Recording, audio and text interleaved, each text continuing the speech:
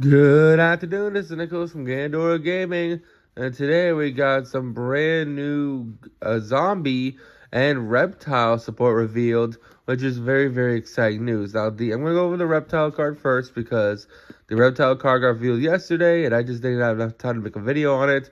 So this video will just be combining both new cards, and we'll go from there. So first things first, we have Liberator FO, a level 8 dark reptile, special summon effect monster, 4,000 attack main deck dark monster. Keep that in mind. And 0 defense. So who cares? Can be normal summon / set. Must be special summoned from your hand or graveyard by paying half your life points while your opponent has a monster on the field or in their graveyard that has the effect in the hand or main monster zone, but activates in response to the activation of cards or effects. And if you do so, spell summon this guy once per turn this way. So it basically says if your opponent has an effect monster in their grave or on field, spell summon this guy from hand or grave. And he's just a free level 8 dark reptile 4,000 beat stick. That's pretty good. You do have to pay half, but you know, some decks like paying half. Set effect of this card says this spell summon cannot be negated. So he is just a free spell summon. They cannot respond to him. He is just on the field for sure. And this card in the main monster zone can't be used as material for fusion, synchro, link, XYZ, etc. It's also unaffected by monster effects activated by your opponent's field during your turn only.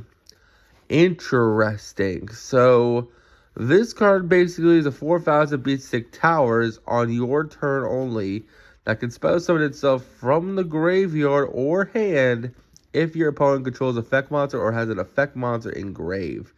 Now, an interesting fact is that the second effect that can't be used as fusion, synchro, XYZ link is only on the same turn your opponent's on your turn. So this card can be used as Fusion, Synchro, XYZ Link on your opponent's turn, because the second effect only applies on your turn. Because the second effect is in quotes, this card in the main monster zone can be used as Fusion, Synchro, Link, XYZ materials. Also, it's unaffected by monster effects activated on your opponent's field during your turn only.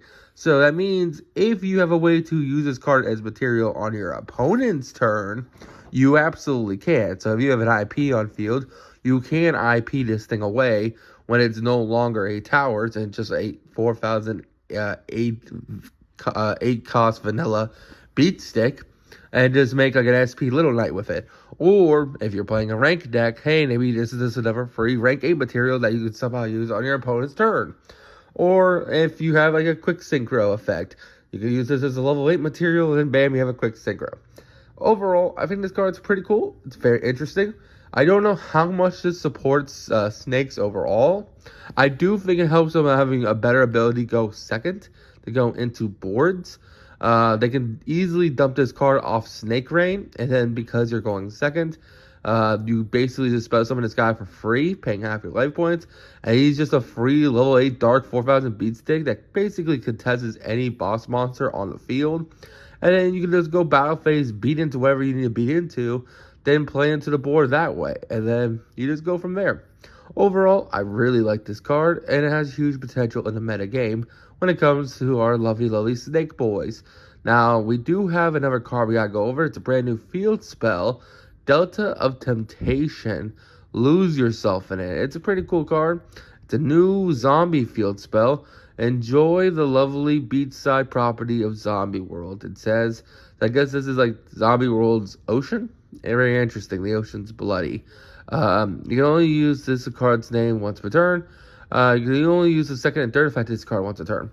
When this card resolves, so this is the first effect, you can send one level 5 or higher zombie monster from your deck to grave. That's already an insane effect. This allows you to Foolish Burial Balladrock. It allows you to send the level 5 zombie that wants to be in grave. This card's already a really good Foolish Burial target. The second effect is, if a zombie monster is on your field, spell summon one Delta token, Zombie Dark level 5 attack 0/0 onto your field. So it gives you a free material, so it gives you a level 5 token. And then, if a monster is added from the graveyard to hand, while this card's in your graveyard, add this card to your hand. Very interesting. So, basically, it allows you to have a way to get it back to hand. So then you could replay Zombie World, and then Zombie World will have zombies, and you just go from there. So you don't have to destroy your own card by placing a Zombie World on top of it. You can just use the graveyard effect to add. Oh, not graveyard effect. You can add a effect from your deck to add back to hand from the grave, and then thus this thing will add it back to hand, so you don't necessarily have to replace it with Zombie World, and it'll get destroyed. Interesting card. I don't know if it's that great. Like, the best effect of this card is definitely the first two. The fact that you can send a level 5 or higher zombie monster from deck to grave. And the fact that if a zombie monster is on field, you get to special summon a level 5 token, which allows you to make some really cool synchros. It gets any level 3 mix and 8.